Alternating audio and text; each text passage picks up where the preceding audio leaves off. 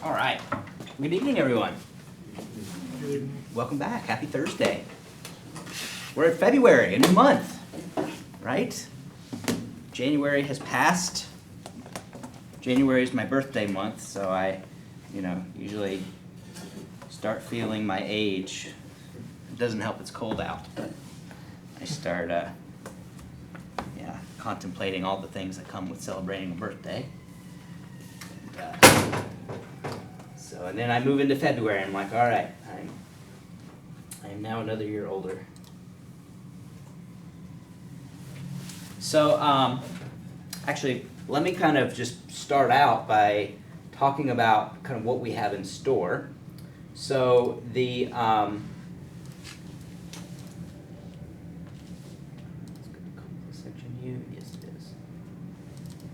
So tonight we're going to do Classmate introductions. So good thing you all are here, because this is our practice speech tonight. So you'll get full points just for standing up and saying something. But we want to provide a little more structure to it, right, than just saying something. So we're going to do the Classmate introduction. So I'll start out by kind of picking up where we left off. We're going to watch a video of a good commemorative speech, and then I'll talk a little bit more about the outline template, specifically the special occasion speech outline template. And then we want to use that as kind of a foundation to then do this assignment. To then, I'll partner you up and give you an opportunity to ask each other these two questions. And then you're going to incorporate, essentially this is your main point 1 and main point 2 for the Classmate introduction speech. And I'll share an example I wrote out in the last class, just wrote out really quick. Because again, it's no more than 2 minutes, so it's a short Classmate introduction. But I'll talk through kind of that guide. So that's what we have on tap for tonight. And then for next week, we start Module 2. So we transition into Week 4, Module 2. It comes with some reading, specifically into research. So how we do responsible, productive research. How we support our ideas, so continuing kind of what we talked about last week with citing or Tuesday about citing our sources. And then we're going to really dive into informative speaking. And the Civic Engagement News Practice Speech is an opportunity for us to start to practice our informative speaking. So let me kind of share for this assignment. In preparation for this assignment, the Civic Engagement News Practice Speech, you'll need to go and do some research. You will need to go to a news organization and find a story about someone or an organization or business doing some good in the community, right? Who embodies civic engagement, and it's like I said, it's a news story about someone or organization being civically engaged, helping their community. So you would go to these websites, these news websites, and you would search keywords like civic engagement, community service, democracy, democratic engagement, democratic citizenship. All those are good keywords to type into these websites. And the last class, I got a little long-winded. We didn't actually get to do the introduction piece because I got a little long-winded about journalism.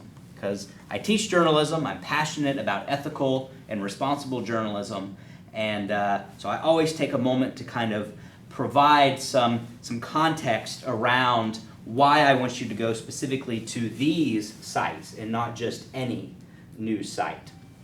So in the assignment, you'll see I include WBEZ, NBC, ABC, CBS, PBS, New York Times, or Chicago Tribune. You can also include Chicago Sun-Times. So anybody here very love journalism and what do you have a news agency you go to? The Atlantic. The Atlantic, yes, that's a great one. Yeah.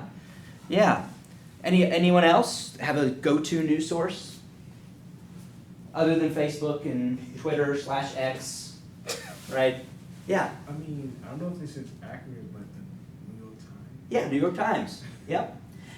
There's no journalistic organization that's without its flaws. But one of the ways you know a credible news agency is when they make a mistake, how do they address it? Right? Do they admit they make a mistake and provide a correction? Some organizations, news organizations, don't do that, but that is one of the ways. And I'll post on Brightspace this week kind of some sites that can help you determine, is this credible news? Because in journalism, we're facing a crisis right now. We're facing a situation where our ethics are being challenged. And the reason why I specifically want you all to go to news organization sites is because one of the ways that we know we can trust a particular source is if they have trained journalists, right? So when students go through a journalism program in college, they're taught specific things. And one of the things that they're taught in one of the classes I teach is journalistic ethics. What are we, as journalists, what are we ethically responsible for? What are we, to our readers, right? What are the standards we have to uphold? And there are standards. There are association standards that if you are a journalist, you are required to meet. And if you violate those standards, you're out of there.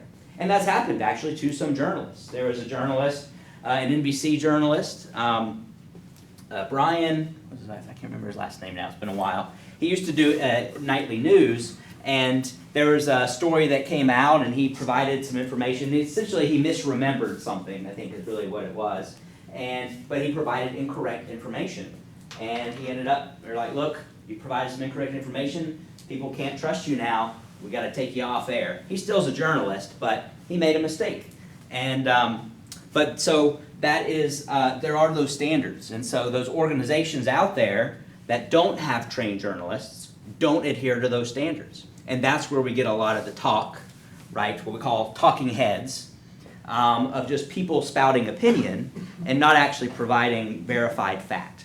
And there's a couple terms that might be helpful for you. One is independent verification. So, for example, for those journalists who are embedded journalists out in like in the Middle East right now, or like in Yemen, or in the Gaza Strip, there are journalists there reporting the news. When they receive information, they need to get it independently verified, which means they need to check with other sources to make sure, is there more than just one person that's saying this is true? Right? Is there more than one person saying this is fact? And without that independent verification, sometimes they still may report on it, and you may hear that. We're providing you this information, but it has not been independently verified.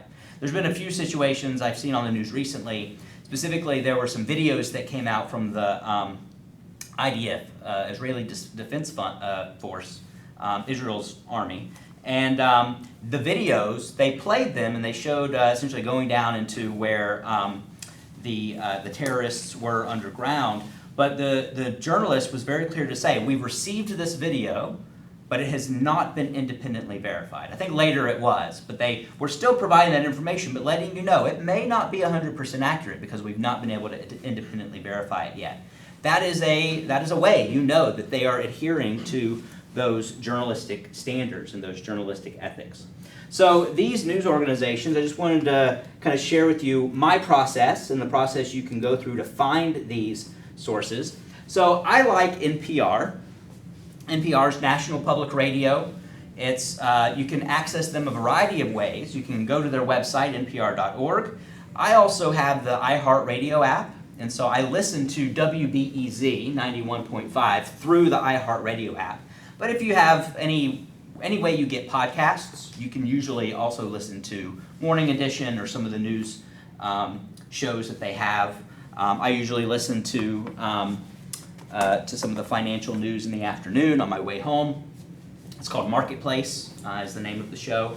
The thing I like about NPR is if you're busy, right, you're a busy person, you can listen on the hour for the first 10, 15 minutes, and you'll get all the updates of the day's news, just within 10, 15 minutes. So in the mornings, I usually listen to NPR, hear what's kind of going on throughout the day. They'll let you know if any big news conferences happening. They'll update you on any previous stories. And so I do that every morning. I just kind of get that update. So I would encourage you to go to a site like npr.org. NPR is a nonprofit news agency, so they aren't beholden to any one particular organization or viewpoint, and they really kind of have the freedom to report independently the news.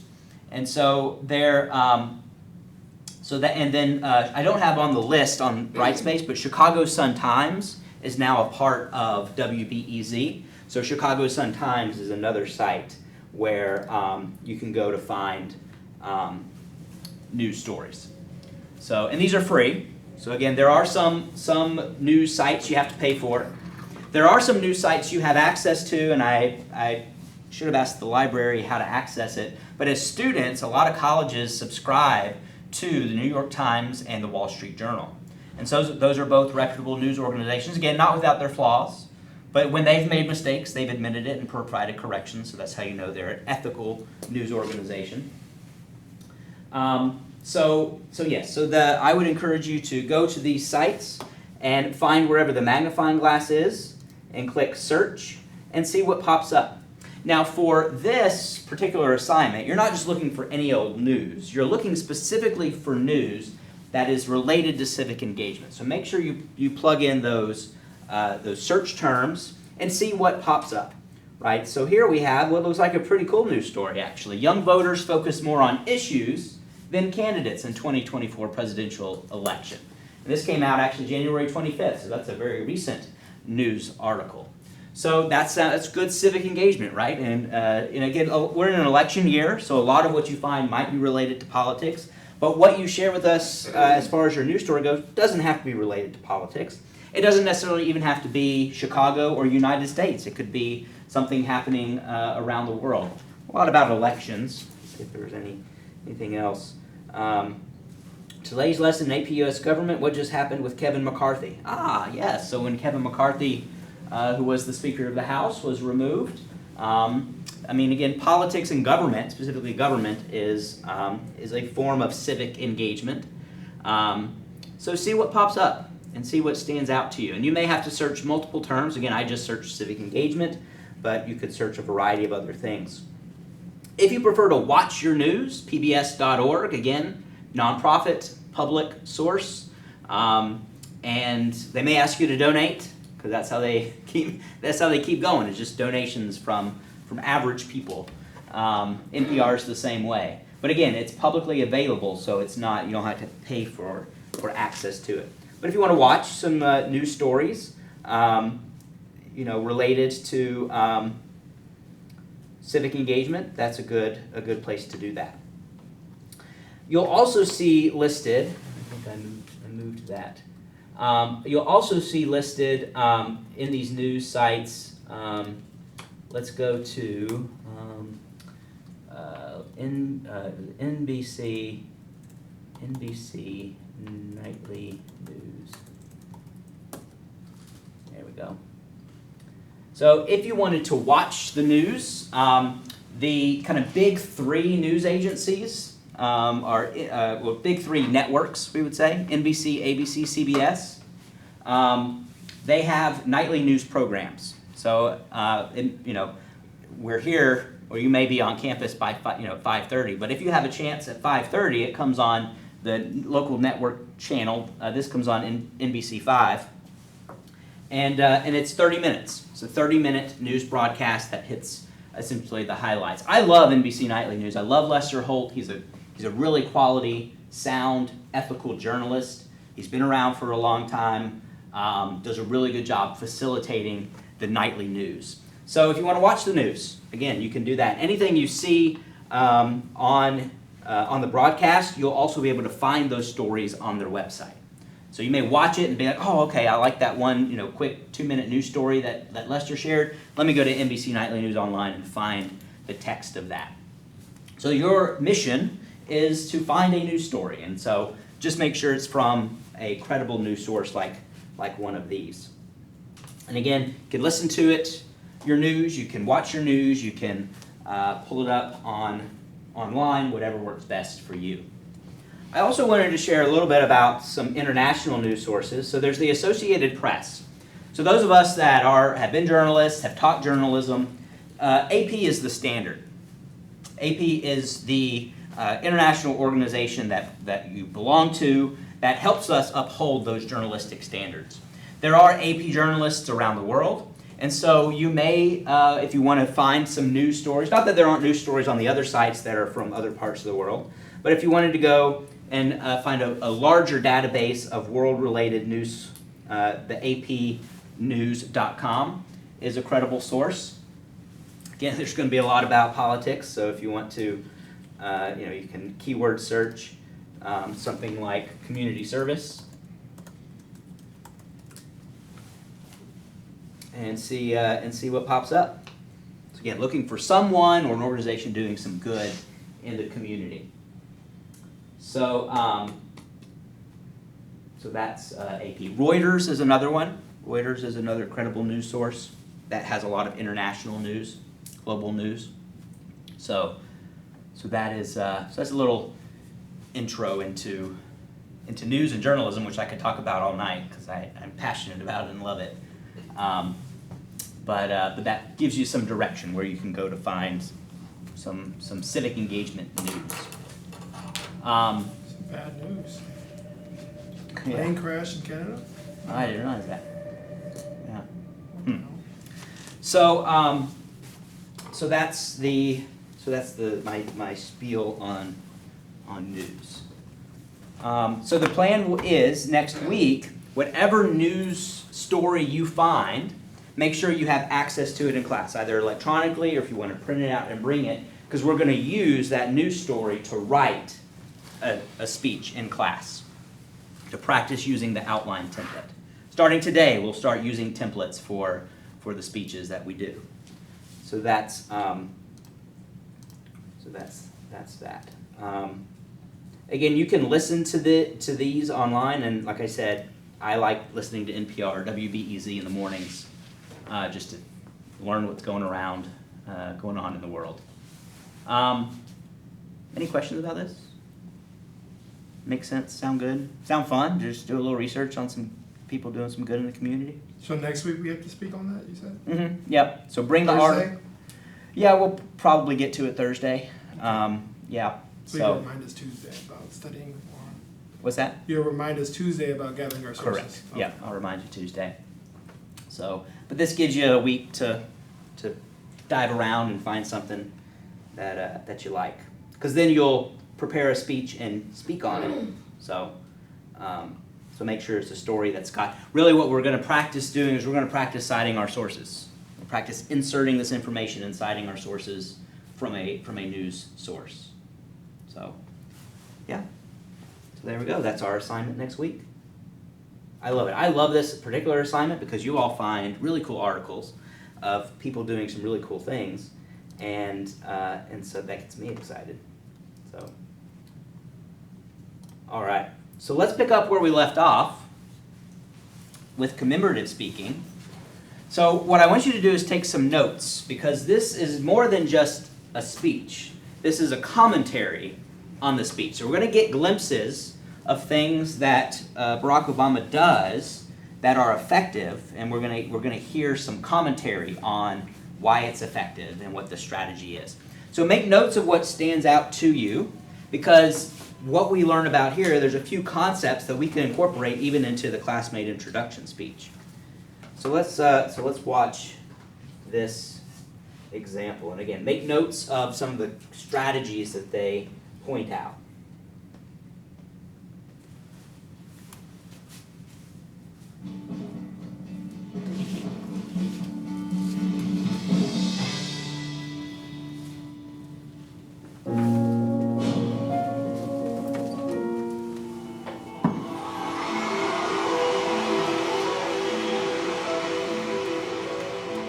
Barack Obama in 2004 was totally unknown. People were saying, I don't know who this guy is. I wonder why they picked him. He had his reputation as a bit of an upstart, as sort of a young, rising figure in the party, but no one knew who this guy was. This was his chance to introduce himself to people. Tonight is a particular honor for me because, let's face it, my presence on this stage is pretty unlikely. My father was a foreign student, born and raised in a small village in Kenya. What makes a great political speech is if you can somehow fold your story into this larger American story. The next thing he says is about his mother's family. His grandfather fought In World War II, we used the GI Bill. They settled in Kansas, so white people could say, oh, he's just like us.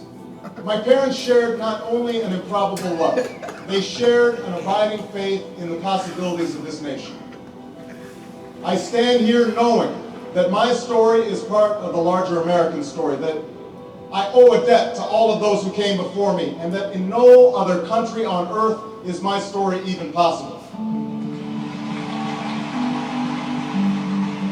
Going into this speech, we've had 4 years of George Bush, and we felt as a country like we've grown further apart. '04 was very much a divisive partisan race. Obama's speech is in some ways an antidote to that. Alongside our famous individualism, there's another ingredient in the American side, a belief that we're all connected as one people. If there is a child on the south side of Chicago who can't read, that matters to me even if it's not my child. If there's a senior citizen somewhere who can't pay for their prescription drugs and having to choose between medicine and the rent, that makes my life poorer even if it's not my grandparent. It is that fundamental belief, I am my brother's keeper, I am my sister's keeper, that makes this country work. E pluribus unum, out of many, one. He gives a speech that presages his entire political message of 2008, which is this sort of post-partisan argument.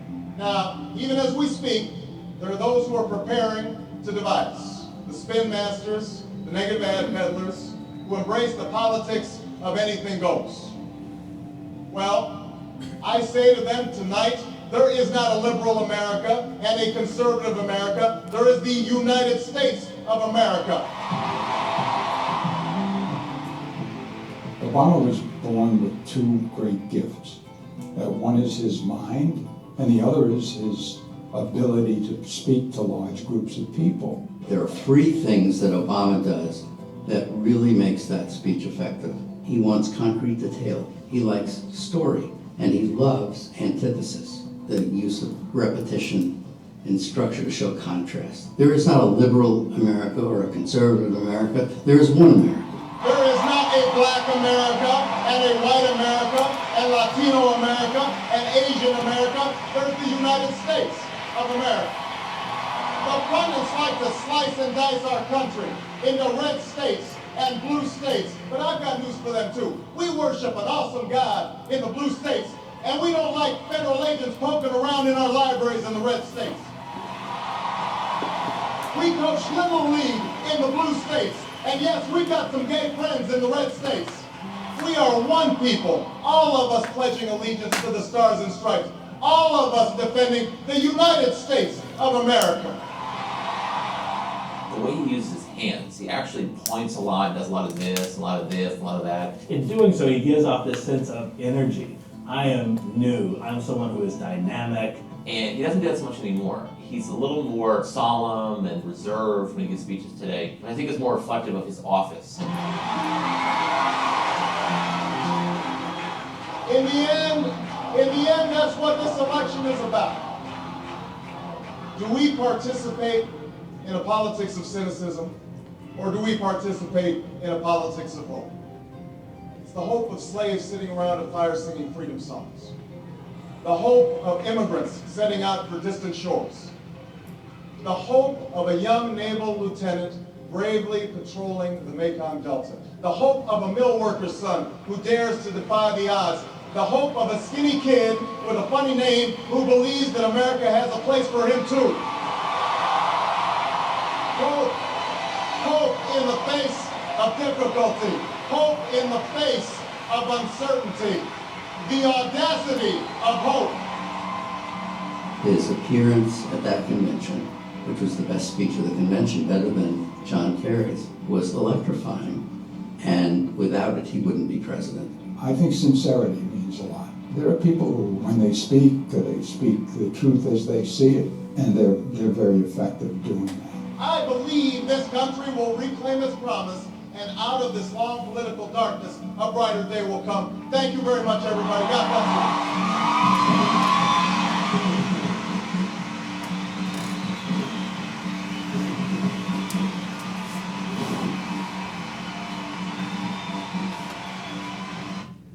So there you go. So those of us who are not from Illinois, I was in Alabama at this time in 2004, and we had no idea who this guy was. He was just this, state senator or whatever from Illinois, and it was the speech that put him on the radar for people around the country. And I like how they said that speech was even better than the guy who was running for president at the time, who was John Kerry. And John Kerry wasn't the most inspirational, but here at the end of this convention, Obama stands up and really sets himself up for success in the future. And so some of the things that he does that I want to kind of highlight that they pointed out is there's a few words that he uses that are very powerful. He uses the word ingredients, and I just want to emphasize that because as we're doing our speeches in this class, I love the word ingredients because when you're taking your audience through a process as a part of your narrative, you can really be creative. So building a recipe, right, with these ingredients can be just a powerful use of language. I'll give you an example. My informative speech when I was in college was 5 ingredients for effective leadership.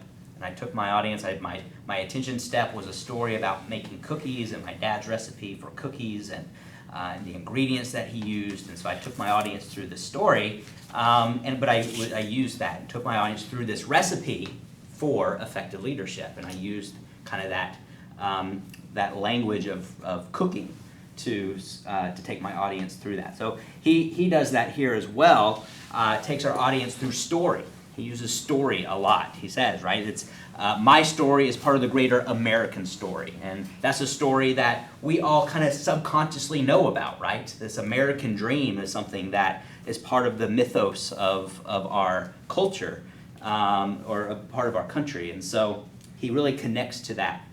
And so I want to mention a word that they don't use in this particular speech, but it's a word that is spelled differently than how it's pronounced, right? And you'll see it in our speech outlines, right? R-A-P-P-O-R-T. Rapport. And in the video, they call it finding common ground, because that's what it is. You're finding a common ground with your audience. So anytime in our outlines you see a rapport step, the whole point of that step in the speech is to find that common ground with our audience. And so he does that by referencing story and referencing common experiences. That's a great way to find common ground. You all did it in in the self-introductions where you said, I'm sure we've all had to introduce ourselves, right, to a class. You're kind of making an assumption sometimes in how you phrase it, your rapport step, but you're kind of making an assumption that everyone has this experience. And what you're doing when you say, I'm sure we've all done this or we've all had some experience doing this, my story is part of our story, right? You're using that inclusive language, our, us, we. When you do that, psychologically your audience is like, yes, I've had that experience, I understand that.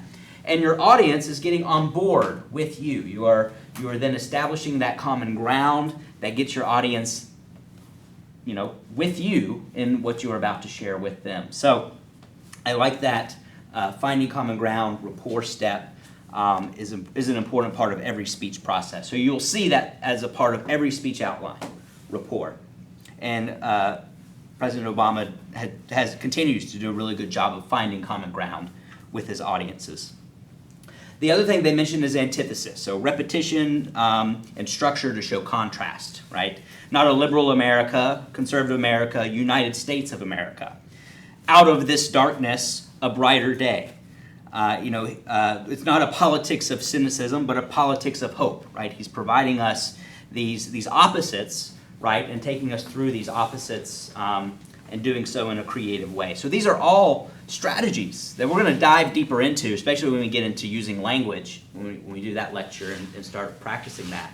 But I just wanted to start off by sharing with you that this was a great commemorative speech. It's a great example of a special occasion speech, and it gives us some things that we can do currently in the speeches that we do. Another thing that they mentioned was the use of gestures. And so we're going to spend some time learning. There's a variety of different types of gestures you can use in your speech. So we're going to dive deeper into that so that you understand the role of gestures and how to use that effectively. So, which he does in his examples. So that's where we are with special occasion speeches. So let's take a look at the speech outline template. So as I mentioned, I provide you a template to work from for all of the speeches. They're all going to look somewhat similar, but they're going to be minor differences based on the speech type. So specifically for a special occasion speech, you'll see that the first part is the preparation stage. We're kind of going to skip this for now because we're going to dive deeper into the preparation stage with informative speaking. Really, this is the prep you do before you go out and do research. There's some decisions you have to make before you can go out and collect data for your speech. You need to determine what the purpose of your speech is. For our speech, remember a special occasion speech, the goal or the purpose is to fulfill the needs of the occasion. That's general. Specifically, what are you doing, right? To celebrate, to commemorate, to inspire, right? Those things we mentioned on Tuesday that were some of the possible needs of the occasion would be that specific purpose. And then we have our different speech types, which are going to be different for informative and persuasive. But these were what I mentioned before, right? Introduction, presentation, acceptance, and commemorative. All of which you would go a little bit different direction, right, with those. So you need to know what type of speech are you doing, and then your organizational pattern.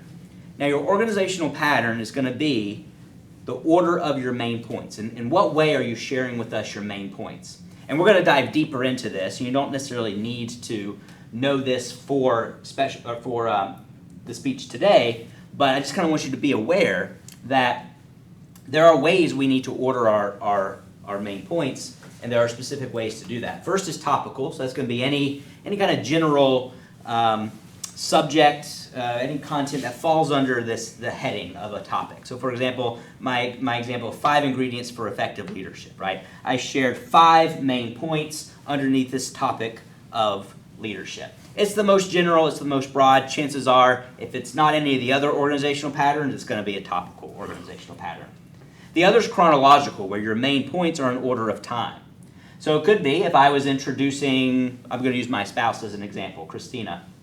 If I was introducing Christina chronologically, I would say probably Christina, where Christina was born, where Christina was raised, and where Christina lives now, right? That would be a chronological order of time. I put dates to it, right? So it's anything in order of date, of time. Could be seasons. I've had some students use for informative speech chronological order for their main points, and they've shared with us. One person did, what was it? They did Germany throughout the seasons, and they shared with us 4 seasons and they shared with us beautiful images of Germany. It was for an informative speech, but beautiful images of the different seasons that they experienced in Germany. Actually, I think there are only 3. But so then comparative is comparing and contrasting 2 or more things. So these may look familiar if you do other types of writing where you need to order your main points a specific way. For the practice speech today, I'm giving you your main points, so you don't necessarily have to come up with an order because I'm providing that to you. The next stage is going to be our introduction stage of our speech. So every speech has one. I know I talk a lot about that attention step, right? Go ahead and start building your library, your toolbox with quotes, with stories, with jokes, maybe statistics that stand out to you, right? Just go ahead and build that into your toolbox, because that's where you start every speech. You don't start saying, hello, my name is, this is what I'm going to share with you. I mean, that's what the majority of people do. You start with your attention step, right? You get up here, you collect yourself, and the first thing you say is whatever your attention step is. For me, I love quotes, so that's always a good example. And I'll give you an example. I'll demonstrate for you how we do that. Then, after we share a quote, get our audience's attention, we go into that rapport step. I'm sure all of us have had to introduce ourselves, or I'm sure all of us have had this type of experience, right? You're referencing that to get your audience on board and find that common ground, usually in reference to your topic in some way. For our speech, classmate introduction speeches, you can just say, we all have to introduce ourselves. It's kind of like you did with the previous one. Credibility step. This, in every speech, your audience is asking why they should listen to you. Your audience is asking, why am I here listening to you? What's in it for me? And so you have to respond to that. That subconscious, sometimes psychological question that they are asking is, why are you credible? Why should they listen to you? What are your credentials? And so I'll just kind of give you, for this speech, some things you could use, you could include. So when it comes to your credibility, if you have experience with the topic, reference that. Or you could just say, I have experience with this topic. I have driven a bus for 5 years, and today I'm going to share with you how to drive a bus, right? So like you're sharing that experience that you have that establishes your credibility. Another way that you can establish your credibility is by telling your audience, you've done some research on this, right? I'm passionate about this subject, I've done some research, and that's what you could do for this classmate introduction, because you're going to talk to each other, so technically you will be researching, right? You'll be asking each other questions like, I did a little research, I interviewed this person, right? So that helps us know you've done a little work to share with us. So that enhances your ethos, your credibility. And then your preview step is where you preview your main points. And this serves a main purpose. Psychologically, some of your audience is going to retain some of the first things that you say, and they're not going to remember anything else. And so in our speeches, we build in redundancy, where we repeat the same thing multiple times, so that our audience is better able to remember it. But we also work in a preview step and a review step. And these serve the same purposes, but they're in different parts of your speech. The preview step is where you're literally previewing your main points. Today, I'm going to share with you main point 1, main point 2, main point 3. If you have a title of your speech, that would be where you would insert your title.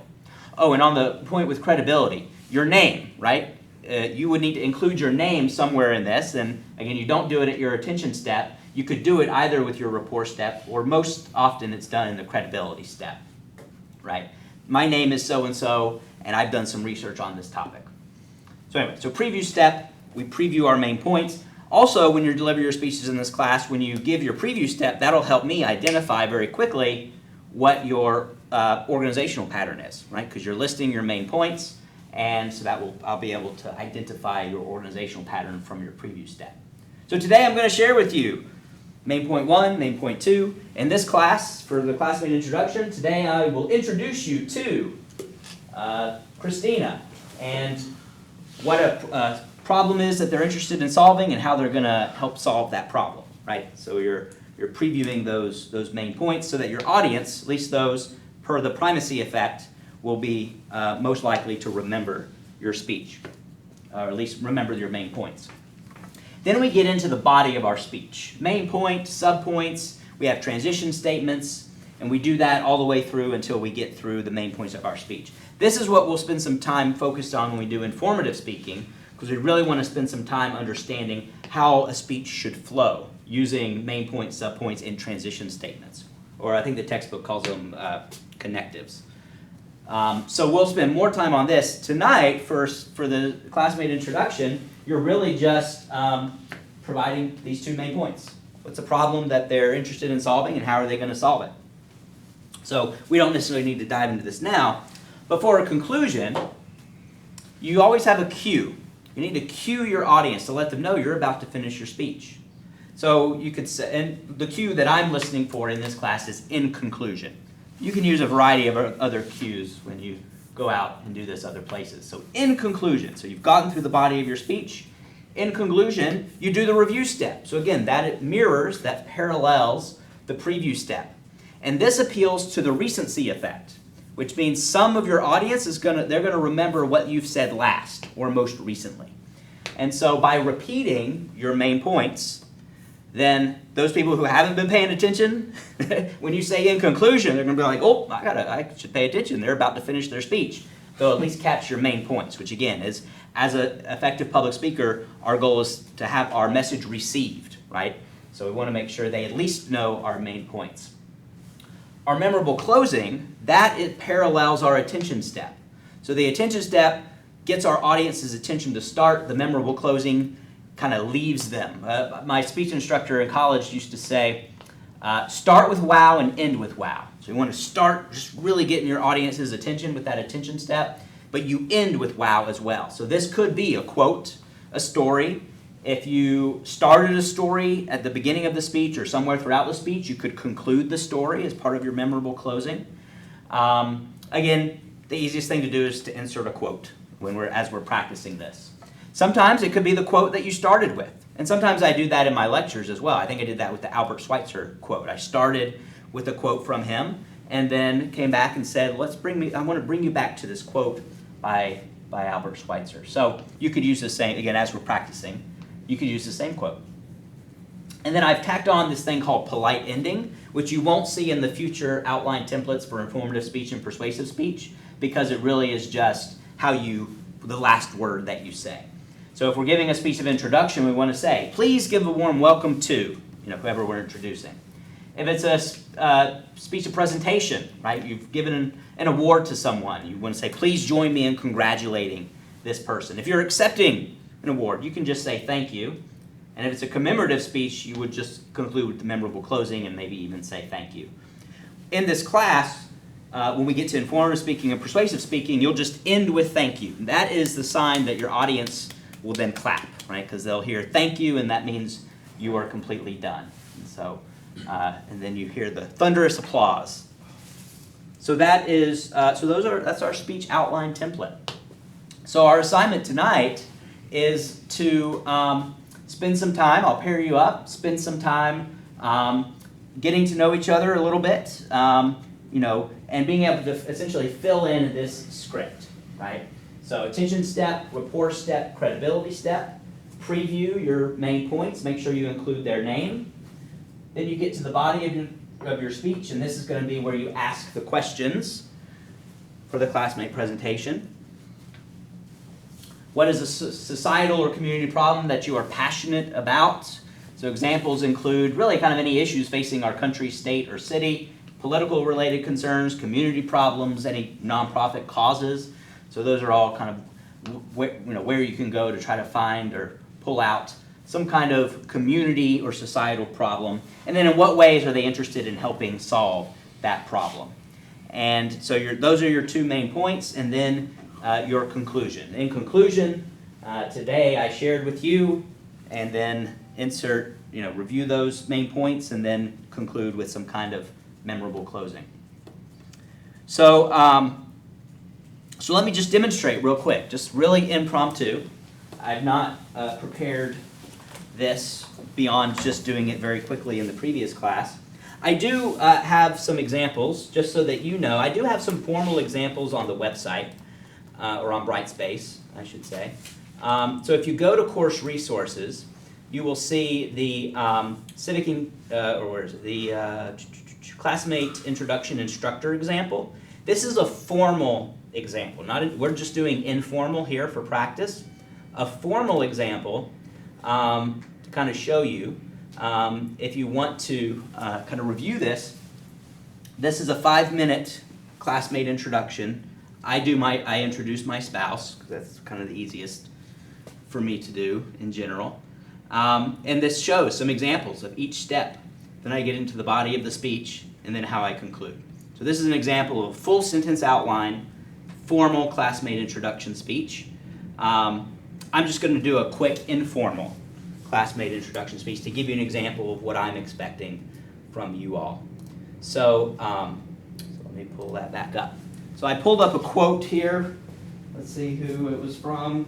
Here we go. So I'm just going to do a quick ad-lib impromptu. This is not going to be perfect, but if my spouse was here, this is what I would do to introduce them.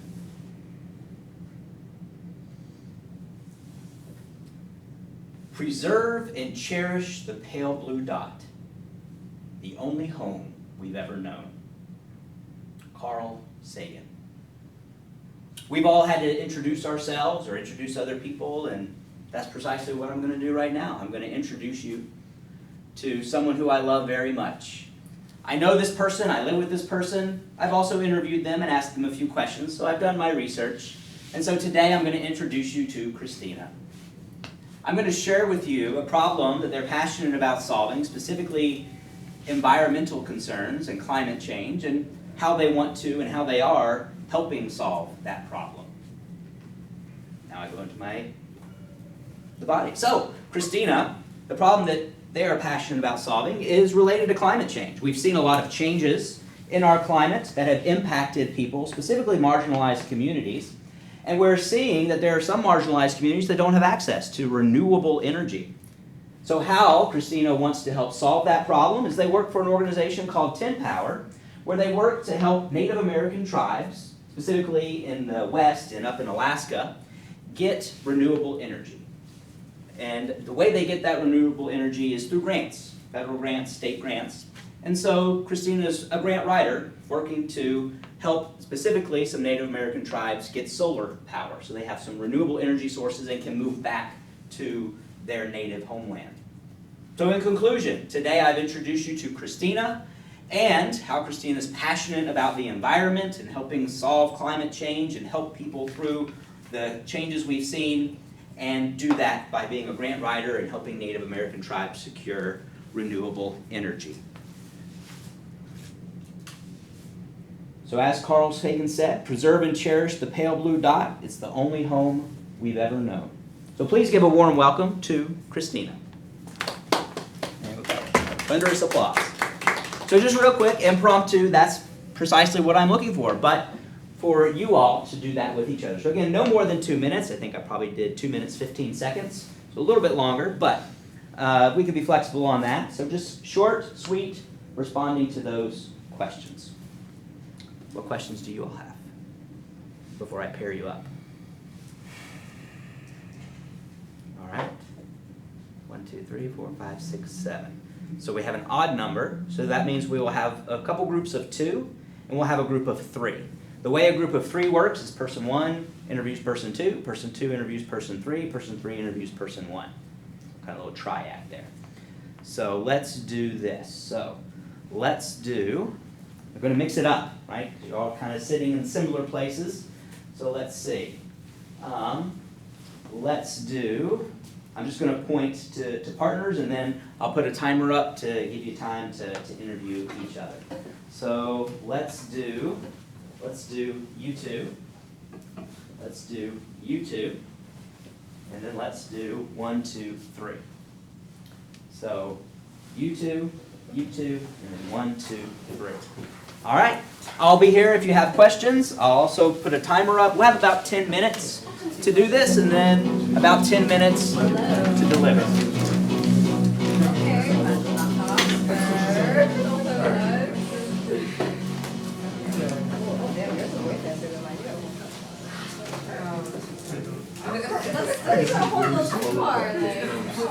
I'm sorry, you can't use the name because it's like, is that it? Yeah, I thought it was your name too. No, that's his wife, right? His wife's name is Dorothy. What's that? Your wife's name is Dorothy? Christina. Oh. Yeah. Okay.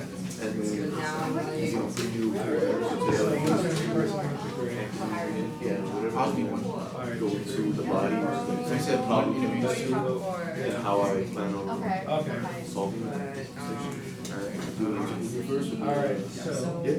How do we make this? Yeah, those are questions. Okay, wait. What are you passionate about?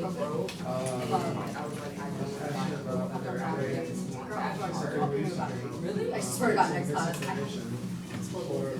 Auditing misinformation. Yes. It's so cute. I swear to God.